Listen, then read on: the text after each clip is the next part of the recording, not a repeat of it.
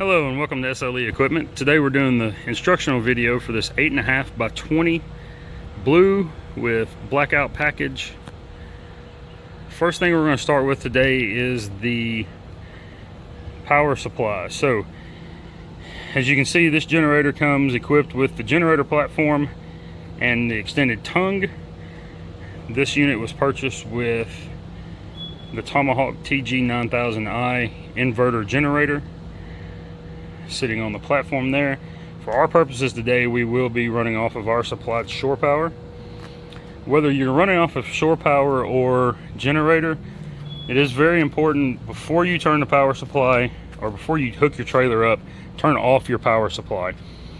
It is the 240 volt system, so we just want to make sure everybody is safe and no accidents occur when they can be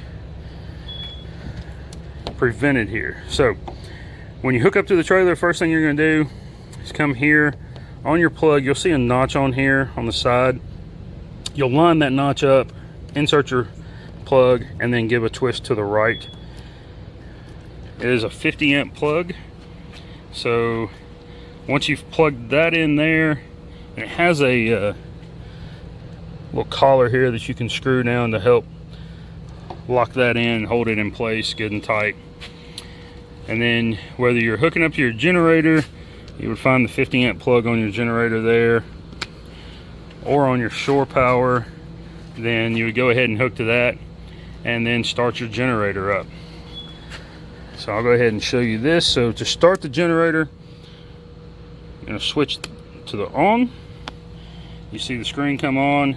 You're going to turn to this first on. The second on position down here is your choke. So you're going to want it on your first one unless it's been setting for a while or cold outside, something along that nature, where you need that extra choke to help get it started. Make sure your breaker is in the off position here for your 50 amp breaker, and then you want to be on 240 volts. We want the low idle in the off position, and then we're ready to start it.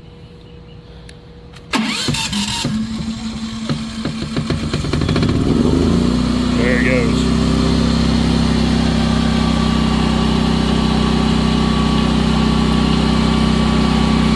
So you hear that for a minute, and now we're going to go ahead and shut it down.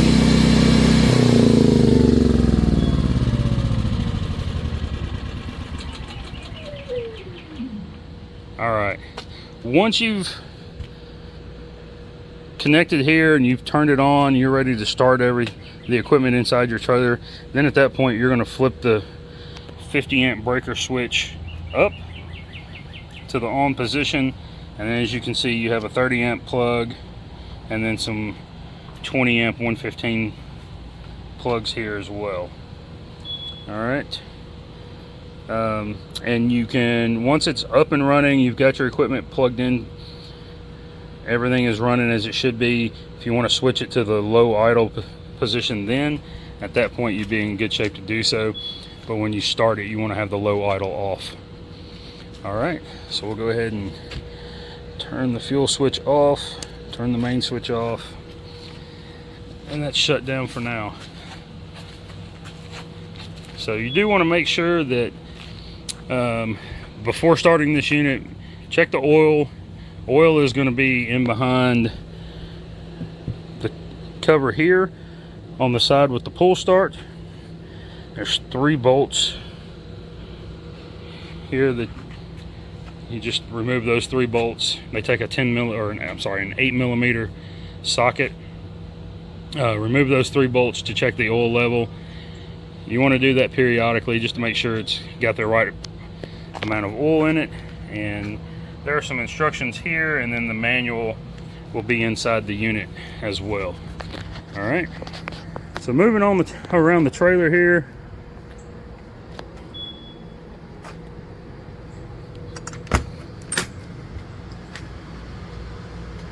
Inside the V-nose here, we have the 30-gallon freshwater tank. The 6-gallon water heater here in the corner. Up above the water heater, the V4 water pump. You can see all the plumbing in the underside of the sink here. And then over here we have the electric panel, the inverter box next to it, and then the 12-volt battery in the bottom. Now the fuses for this trailer are underneath that cover for the 12-volt battery. That's the fuses for the 12-volt system. So that's going to be your water pump and any of your LED exterior and interior lights. Alright, and that inverter, while you're plugged into a power supply, the inverter charges that 12-volt battery. So, but you don't have to, again, the interior and exterior LEDs and the water pump all work off of the 12-volt battery, so you don't have to have the unit plugged into power supply to be fun operating it. Alright, down here we'll go over these handles here. So this handle is for the main water line coming out of the freshwater tank here. So you can see it's in line. If you turn it this direction where it's not in line with the line there, then that valve is closed. Open that valve back up, it allows water to flow from the freshwater tank to the water heater into the faucets. And then this one here is your drain line. You can see it runs through into the floor there and out through the bottom of the unit. So that's used to drain your freshwater tank. So if you're shutting it down, you want to drain the water out, or if you're doing the winterization process on it, then you simply just turn that handle open and that'll let it drain all the water out that way. This one here, this is your blowout line. So you hook your air hose up to the fitting here and then open the handle up, and that'll blow all the water out of the lines. You're going to want to shut the main line off, close that valve when you're doing that, but you will get the winterization process in a separate video. Alright, so we'll move on along. Here we have the water access panel. To fill your freshwater tank, you're going to remove this lid here or cap, insert your hose here, fill that tank up. Once completed, remove your hose and put your cap back in place there. If you have access to a pressurized system, then you'll simply remove this little rubber cap here. You can see it does have a screen filter on it, and this is your standard garden hose fitting here. So if you're running off the pressurized system, that does bypass the freshwater tank, and it supplies water directly to the water heater and the faucets. And I will have this key sitting hanging around the faucet on the sinks there inside the unit. Alright, up here we have the 30-inch wide sliding window. Come on around the unit here. Down here at the bottom we have the main, or the wastewater drain. So simply remove this cap.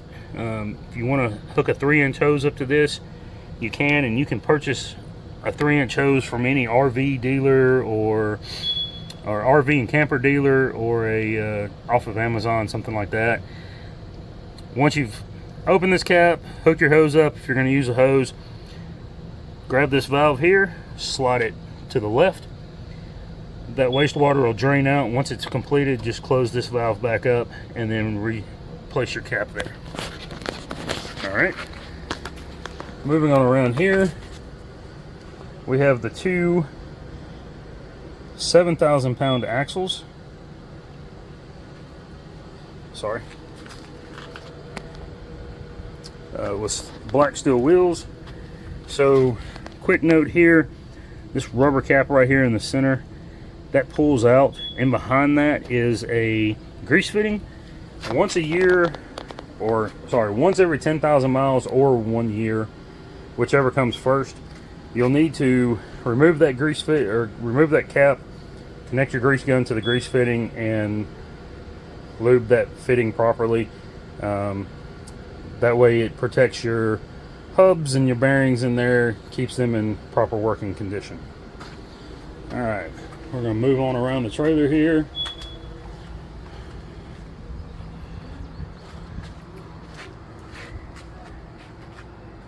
to the back of the unit, and you can see the two propane cages with 100-pound propane tanks in them. The rear entry door, that is a 48-inch wide door, and it's a RV style door with the glass in the center. All right, we're gonna move on around to the side over here.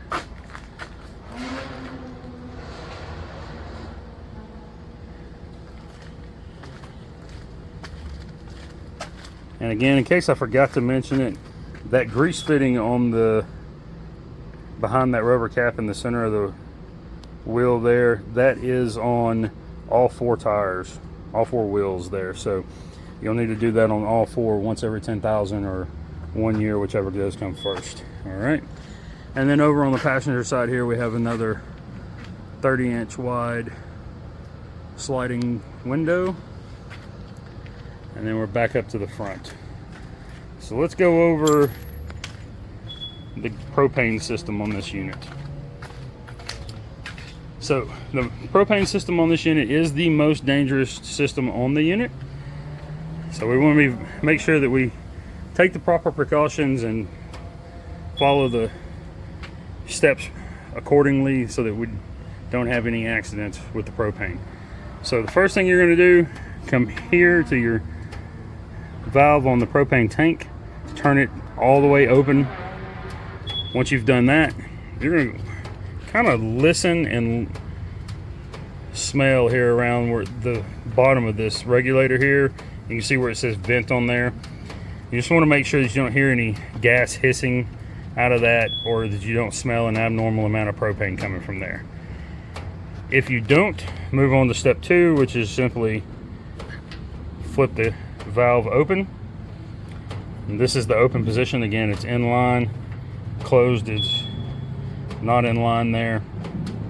But you're just going to come here and flip this valve open. When you flip this valve open, you'll hear an initial whoosh of gas come through here. You should not hear anything more than that. If you hear a continuous flow of gas coming through this line right here, then you need to turn this back off, shut your main valve back off, and call your local gas company, have them come out and service the unit.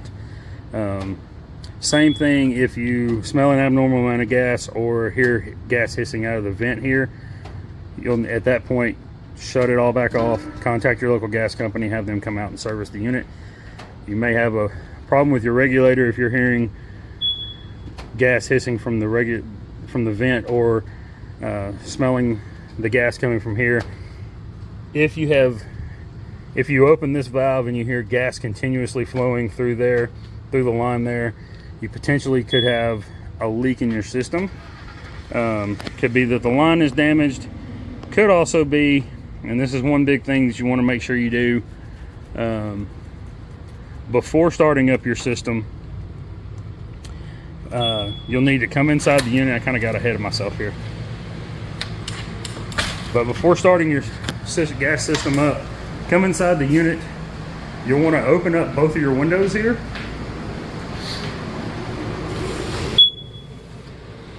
Just slide that window open. Slide this window open. And then over here on the driver's side up by the window, you see 3 light switches here. So this first switch turns on your lights on the hood. And the other 2 switches turn on the exhaust hood. Alright, so once you've done that, then you'll want to go through and check all of your appliances. Make sure that the knobs on each one of your appliances are in the off position. Okay? So like when I tested this unit, I just made sure that the gas valves were turned off and closed on here. Alright? But once you're satisfied that all of your knobs are in the off position, you've got your windows open and your exhaust hood's on, then you can come back out the back of the unit here, and that's when you would start the process of opening your valve, turning your valve on here, and opening this valve, letting that go. So, but if you hear the continuous flow of gas through this valve here, shut this back off, go back in the unit, check all your knobs again, make sure they're all off, make sure you didn't accidentally bump one as you were checking others, something, you know. Once you've done that, if all the knobs are off, you come back out here, you open this, you hear that continuous flow of gas again, you need to contact your gas company. So one big concern here is I'll show you here, these gas lines do run underneath the trailer. So there is the potential for road debris, whether it be rocks or tire rubber or wood, whatever could be laying on the interstate or on the roadways, to kick up off the road, hit that gas line on the bottom of the trailer and damage a gas line there. So that could be one thing that could cause it. There could be other issues there as well. So like, just reinforcing, if you hear the continuous flow of gas, shut everything down, contact your good local gas company, have them come out and service the unit.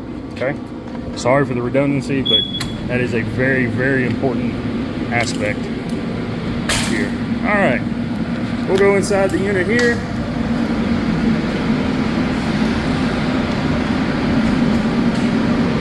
Since we're not actually, we don't have any gas running here, I'm gonna go ahead and turn this hood off. I don't feel like I have to yell while shooting this video here, but all right, show you the hood here. 48-inch wide, looks to be 15-foot long hood, exhaust hood there. You can see the filters are all in place along with the grease rails. So the only thing missing right in here behind this wrapping, behind this piece of paper there, here's the grease cup. So that grease cup is going to mount here on the wall or on the hood there. And then, so important piece of information here, once every week at minimum, you will need to pull these grease filters out, take them out, wash them with soap and warm water, get them cleaned up, and then put them back in place. I recommend taking the grease rails down. These are very easy to take down. As you can see, they just sit on these little notches here, so you just raise that up, pull it out. And there's 2 of those on each grease rail, 1 at each end, so, but very easy to take those out and put them back in place. But the grease rails and the grease cup I would pull out and wash once a week along with the grease filters. Now the grease cup you may have to wash more often as it may fill up faster, so just food for thought on that. As far as removing these grease filters, very simple operation. Come here, lift, pull out, lower down. All right, pretty simple to get them out, and then to put them back in, it's right in reverse. Just going to slide it in place on the top, slide it in place on the bottom, push it to the side to close up any gaps. That way you don't let any larger objects that get sucked up into there and potentially damage the fan, or either one of the 2 fans. This one has 2 on it. So all right, so that's your exhaust hood. And then we'll go off, so you can see all of the suppression system here, the nozzles hanging down for it on the fire suppression system. And then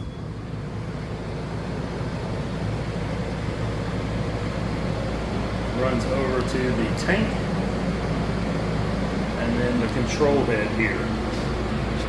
So if something was to happen and you needed to manually discharge the fire suppression system, you do that by simply grabbing the pin, yanking firmly, and then push this handle from here up here, and this will go from set over to the fired position.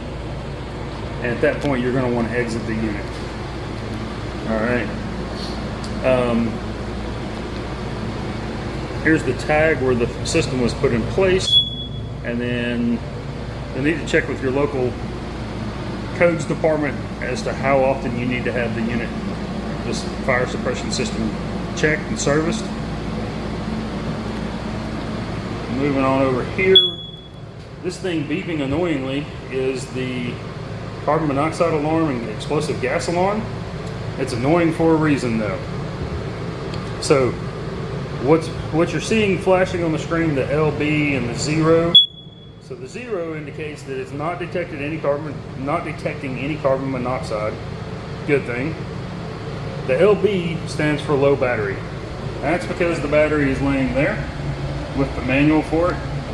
I don't like to put them in ahead of time because it will drain the battery while the unit's sitting unplugged here on the lot. So once you take possession of the unit, you can plug that battery in, unplug this on the back. This cap, show you, it slides down, you can pull that out. This battery actually removes from here, and the wire to it here is in behind the cap on this side. On this side over here are some mounting screws, so if you wanted, you could mount this on the wall, off to the side, whatever, and have the wires going over so that it's not taking up too much space there. I'll leave that for your discretion. I just want to make sure to show you that it is there and that you have that option of mounting it or just leaving it on the plug directly into the outlet there. All right, so moving on around the unit here, let's go here first. We have the 24 by 48 work table with undershelf mounted inside the unit. Back here is a Class K and a Class ABC fire extinguishers.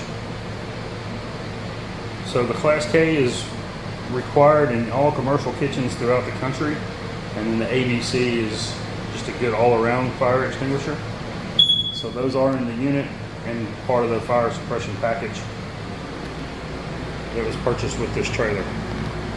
Up front here we have the blue cabinets with the 3-basin sink, and then the hand wash station. The hand wash station, I'll show you this right quick. So you have your hot and cold side. Oh, wait a minute. Before you turn on any faucet, or like I just did, turn it on and water's not flowing, you'll need to flip on the switch for the water pump.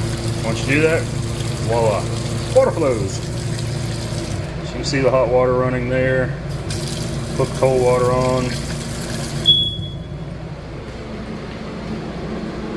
Alright, sorry about that, had a little technical difficulty, but we'll come over here and turn this faucet on hot water side, and I'm going to give you a reading here.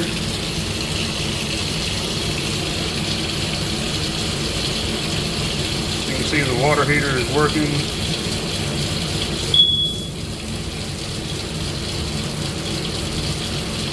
Now I've got the water heater set at max, so you can see it's past 120 now. It's up to 123, climbing to 124 there.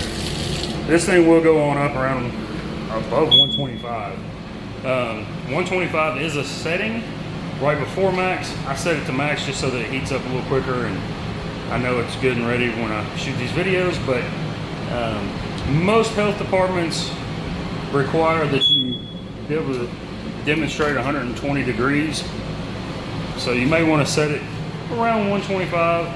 I'll let you play with that, figure that part out. But all right, next up, let's go around the unit and check these wall plugs. 2 lights means it's working. We're good. Working properly, I guess I should say. Good. Good.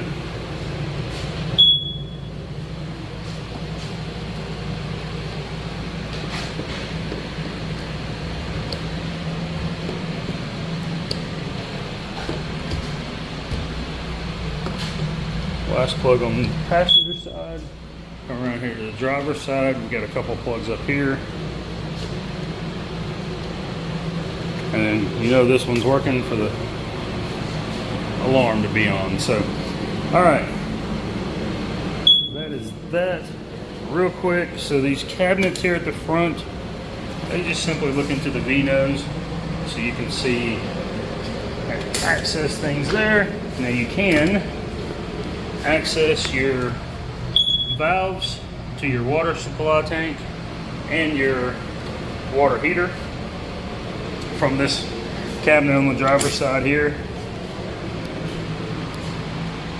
So, and then up above the V-nose we have the shelf there as well. And then there are a couple of manuals here laying up here for you. Take that back with me. All right. Finish this up. Do have the rubber coin flooring throughout the inside of the unit here. It is equipped with a manual vent here in the roof. So you just turn that knob to open and close that vent. And then you can see the LED light at the end. There, one there, one more in the middle, and then one up here in front, just in front of the V-nose there section. And then the heat and air unit here. So I do have it on to demonstrate that it works. So this knob here is your on-off knob. So you have off, low cool, high cool, low fan, high fan, low heat, high heat. And then this knob here is your temperature control knob. Cold air, hot air, turn that on. And then these two switches here, this one and this one here, those are directional switches, so you can have one end open, one end closed. With an exhaust hood in the unit, my suggestion, don't have to listen to it at all, my suggestion would be close the vent on this end so the air's not blowing out that way. It's blowing to the front and then coming back into the unit that way, because with the exhaust hood right here, any air that comes out of this back end is just going to go be sucked right out through the exhaust hood. So it's defeating your purposes there. Here you can get a good look at the screen door on the inside of from the inside of the unit. To open this screen door, you simply just push the handle down and pull the latch there, push this down, that opens up the door. As you can see, the door can stay closed together, or you can have the screen door shut and the door open. All right. On the side wall here, just inside the door, is the 4 light switches. Switches for the exterior lights on the unit, and then the interior lights inside the unit here as well. All right, that's pretty much going to do it for what we have on the trailer inside the unit. So next thing we need to talk about is shutdown procedures. So end of the day, sold a lot of food, made a lot of money hopefully, and we're ready to shut things down and go to the house. So the first thing you want to do is shut down your gas. So the gas procedure is basically the same as turning it on, just in reverse. First thing you're going to go through, you're going to turn off every one of your appliances. Just turn all your knobs to the off position. That should turn everything off. You may have some pilot lights still on.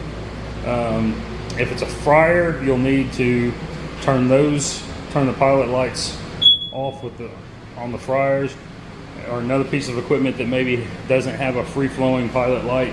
If it has a free-flowing pilot light, just make sure that the equipment itself is turned off, and then on the temperature knob, and then the free-flowing pilot light will go out once we just turn off the gas outside.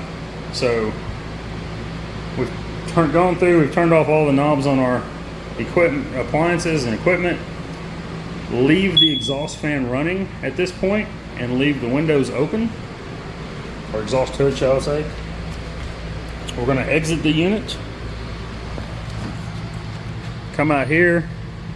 We're going to turn this valve back to the off position as you see it here. So that valve is now closed, and then we're going to come up here and turn this valve to the off position and close it up. All right.